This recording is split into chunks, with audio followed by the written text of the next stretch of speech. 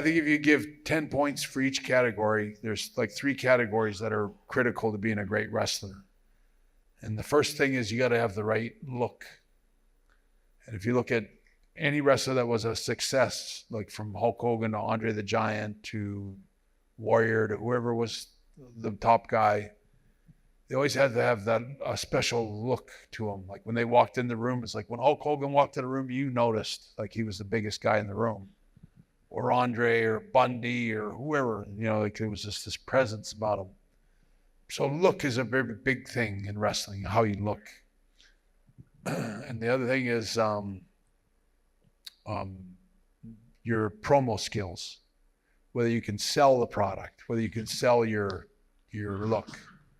And then you have all these wrestlers that were great promo guys. And then you have the third category is actual wrestling ability, whether they're good wrestlers or good workers.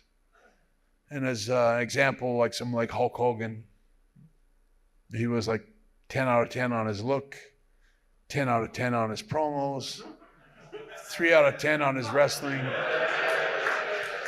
That's being generous.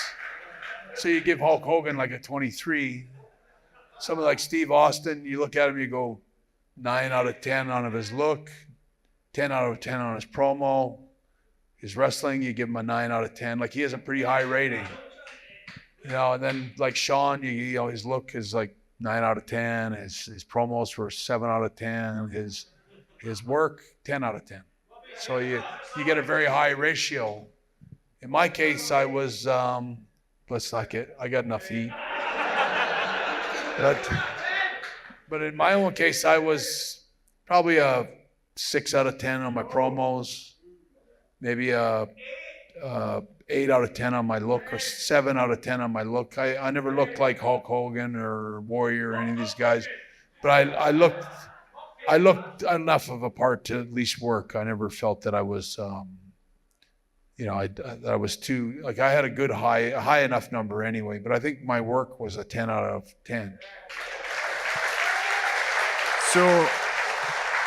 So what would you give Drew? What would you give Drew in those 3? I think he's got like a 9 out of 10 look. I would give him maybe just because of the accent and stuff, you might give him a 6 out of 10 on his promos. And for his wrestling, I give him like a 9 out of 10. I'd give him, so it's a pretty high up. And how WWF and all these guys, these geniuses in Connecticut, like they just overlooked all that when they let him go the first time. When they let him go and didn't do anything with him, I was stunned. I always thought it has to be idiots. All the guys that I know that have hands-on control of what's going on in wrestling in WWE are all guys that never drew any money.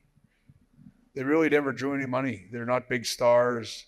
The guys that are calling the shots are guys that never really made it in wrestling. They're always middle of the card. Well, I'm not talking about I'm not talking about the wrestlers. I'm talking about the guys that tell the wrestlers what to do. And I think the wrestlers today are as good as, maybe better than the wrestlers have ever been. They're better athletes. They have a better schedule. They're more intelligent. I don't know that in all my years of being around Triple H, I never saw him come up with one idea for anything in a match ever. So, I mean, I don't know, maybe I'm wrong. Maybe he's actually a genius and can figure out all kinds of things. But if they're going to hand the reins to Triple H, you may see the WWE slip way down, because I don't think Triple H has any ideas about anything. He only knows how to connive.